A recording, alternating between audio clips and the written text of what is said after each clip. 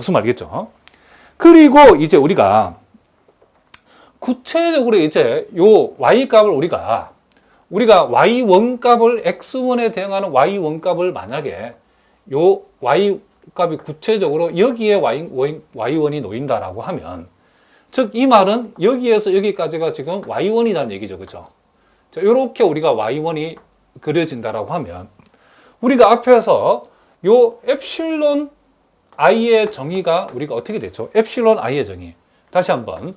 우리가 yi라고 하는 것은 우리가 알파 플러스 베타 xi 플러스 엡실론 i이기 때문에, 엡실론 i라는 것은 yi에서 알파 플러스, 즉 yi에서 알파 플러스 베타 xi를 뺀 것과 같다겠죠. 그러니까 이 교란항 내지는 요 오차라고 하는 것은, 자, 이만큼이 y1이라고 하면 여기에서 여기까지가 바로 알파 플러스 베타 x1이기 때문에 여기에서 여기 값, 요 값에서 이만큼 뺀 요만큼이 지금 엡실론 1이 되어지죠. 요게 바로 오차가 되어진다. 내지는 교란항에 해당된다라고 얘기할 수 있다는 거죠. 그럼 이렇게 했을 때 요 값이 지금 뭐가 된다? 자, 플러스 값이라고 얘기할 수 있겠죠. 만약에 우리가 또 이제 요 동네에서 이제 y2라고 하는 값이, 자, 여기에서 이만큼이 y2라고 하면, 자, 무슨 말이겠죠? 지금 여기에서 이만큼이 알파 플러스 베타 x2이기 때문에 y2에서 이만큼을 뺀 차이가 요만큼이죠. 요게 지금 요 부분이 요만큼이 바로 여기에서 여기까지가 바로 엡실론 2인데, 요 값은 y2에서 이만큼을 뺐을 때 요게 마이너스로 나타난다. 오차가 이제 플러스가 되기도 하고 마이너스 되기도 하고, 이런 식으로 우리가 오차를 우리가 이와 같은 그림을 통해서도 우리가 확인해 볼 수 있다, 이런 얘기를 합니다. 자, 무슨 말인지 아시겠죠? 자, 여러분들이 그 책에 봤을 때 이와 같은 그림이 그려졌을 때 이와 같은 그림이 왜 나왔는가를 여러분들이 한번 잘 이해하셔야 된답니다. 그러니까 모회기선이라고 하는 것은 x를 전제로 한, 이 말은 요 x1, 여기 말하면 x, 구체적으로 x1이든 요 선에 y 값들이 놓이는데, 이 y 값들의 평균값, 또 x2를 전제로 했을 때 y 값들의 평균값, x3를 전제로 했을 때의 y 값의 평균값, 이런 평균값들을 연결해서 만들어내는 일종의 궤적, 구체적으로 해서는 직선이죠. 그렇죠? 이와 같은 직선을 우리는 모회기선이라고 우리가 이해할 수 있는데, 이것은 x 변수값에 따른 평균적으로 기대할 수 있는 y 값들, 즉 x를 전제로 했을 때에 우리가 생각할 수 있는 y의 평균값이라고 여러분 생각하시면 된다, 이런 얘기를 합니다. 자, 무슨 말인지 아시겠죠? 자, 지금 우리가 기본적인, 그쵸, 이런 용어들, 의미들을 우리가 살펴보는데, 우리가 본격적으로 어려운 내용들을 여러분 공부하기 전에 이런 기본 용어들을 여러분들이 잘 알아두셔야 된답니다. 자, 그 다음에 이제 우리가 표본 회기선, 우리가 샘플 리그레션 라인이라고 하는데, 이걸 우리가 보통 약자로 SL 요놈을, 자, SRL이라고 이렇게 우리가 쓰기도 하고, 또는 요걸 표본 회기 함수라고 우리가 적어서 요 SRF라고도 이렇게 우리가 표기가 한답니다. 자, 어쨌든 요것은 이제 y hat 이꼴 알파 hat 플러스 베타 hat x로 나타내는데, 요 알파 hat, 베타 hat이라고 하는 것은 우리가 앞에서 봤던, 그쵸, 우리가 단순 선형, 그쵸, 회기 모형에서 봤던 요 알파 값, 베타 값의 추정값이라는 것도 여러분이 알아두셔야 된답니다.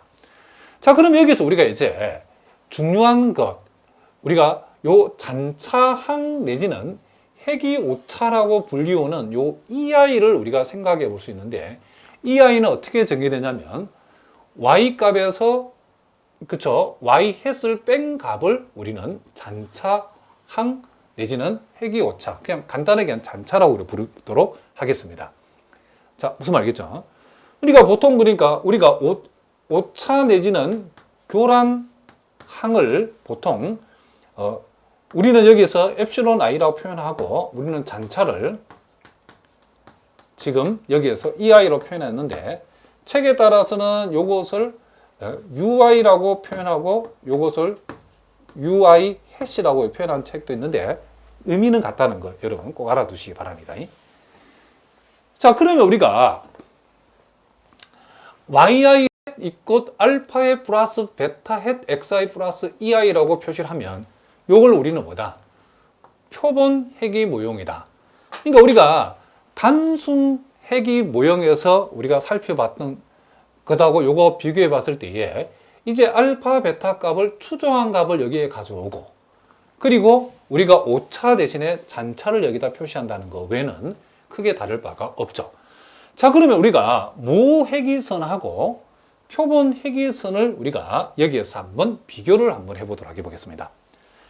자, 우리가 자, 3.xy, yi 여기 있다 치고 요게 지금 모회귀선이고 요게 보다 표본 회귀선이라고 했을 때에 자, 우리가 한마디로 말하면 여기에서 여기까지는 바로 yi에 해당된다는 사실을 우리가 알 수 있죠. 그렇죠? yi에 해당되는 거. 자, 무슨 말이겠죠? 그리고 이제 요 모회귀선, 자, 모회귀선의 요 지점, 그리고 지금 표본 회귀선하고 요 산점을, 요 xi를 연결했을 때 만나는 값을, 요 값을 우리가 생각을 했을 때에, 자, 요렇게 우리가 생각해 볼 수 있죠.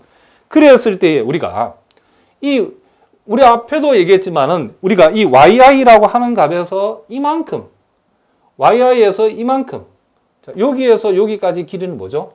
지금 요 놈을 얘기하는 거니까 요게 알파 플러스 베타 xi죠. 그러니까 yi에서 이만큼에서 이만큼을 뺐다라고 하면 여기에서 이만큼이 되는데 이게 뭐죠? 이게 바로 우리가 알고 있는 앞에서 봤던 오차에 해당된다는 것을 알 수 있죠. 엡실론 i죠. yi에서 알파 플러스 베타 xi를 뺀 것이 지금 엡실론 i. 자, 이거 다시 한번 적어 보겠습니다. 뭐라고요? 엡실론 i에 해당된다는 것을 알 수 있고, 그 다음에 이제 우리가 여기에서 여기까지의 길이는 뭐죠? 여기에서 여기까지 길이는, 여기는 우리가 여기서 yi 햇에 해당된다는 것을, 그죠? 표본 회귀선으로부터 알 수 있죠. 그러면 yi에서 yi 햇을 뺀 만큼이 뺀 것은 바로 여기서 여기까지죠. 요거는 뭐냐면 요게 바로 여기서 말하는 ei, 즉 잔차항 내지는 회귀 오차에 해당된다는 걸 알 수 있죠. 그러니까 잔차 내지는 회귀 오차가 바로 y에서 yi 햇을 뺀 값이니까 이렇게 적어준다는 것. 요 길이를 우리가 의미한다는 것을 우리가 알 수 있다. 이런 얘기를 합니다. 자, 그러니까 우리가 이 잔차의 의미는 이렇게 한번 메모를 한번 해보겠습니다. 잔차가 크면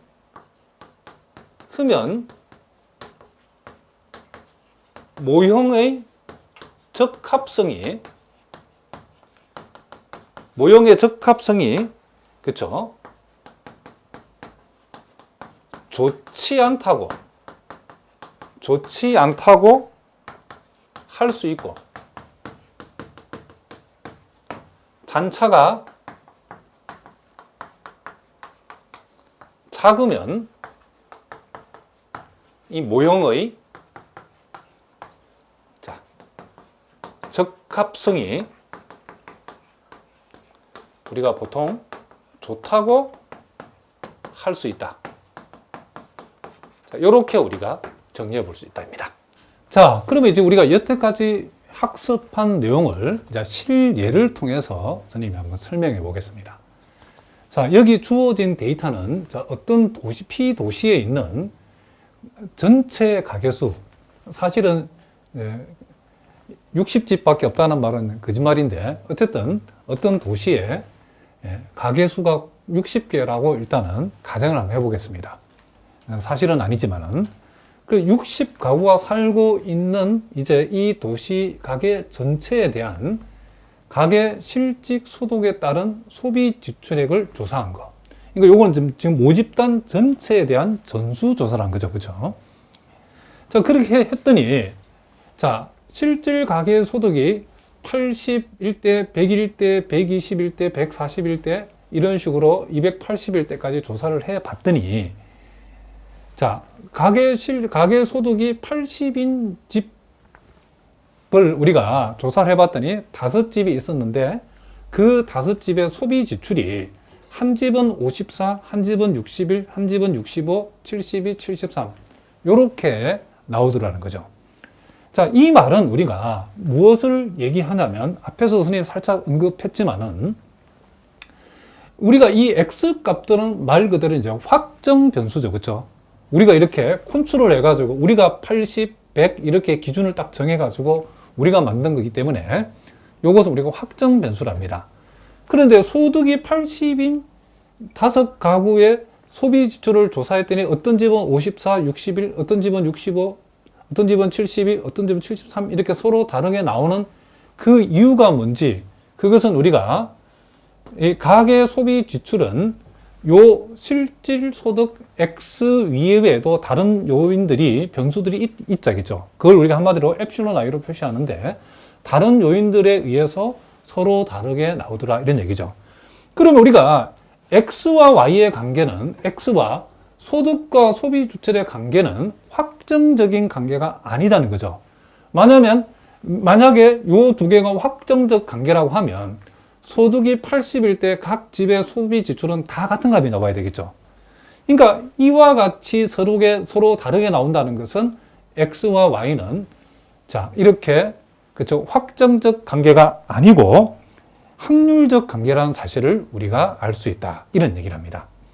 자, 무슨 말인지 알겠죠? 자, 그래서 우리가 이와 같은 전수조사를 해서 이렇게 그렇죠. 조사를 했는데 자, 요 값의 합이 325고 이와 같은 값들을 더해서 5로 나누게 되면 평균값이 나오겠죠. 그렇죠? 요 평균은 우리가 여기 말하는 그렇죠? X를 Y와 X로 표현되는 이 조건부 평균이라는 것을 우리가 알 수 있죠.